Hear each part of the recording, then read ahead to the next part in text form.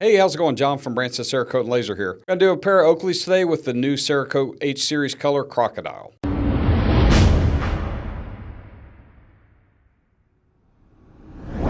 So we had a pair of Oakleys that I picked up, several years ago that had just been kind of lingering around.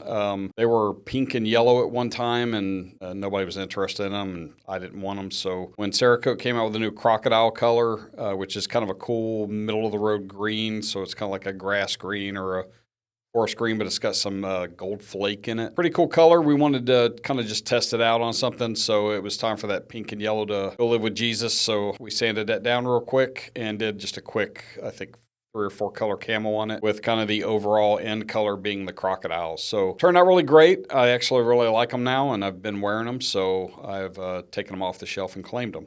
This video is about that, mainly to show off the crocodile, but it's also a pretty cool pair of glasses. So that's about it. Thanks for watching. Don't forget to like, subscribe, comment, and share, and there'll be pictures at the end.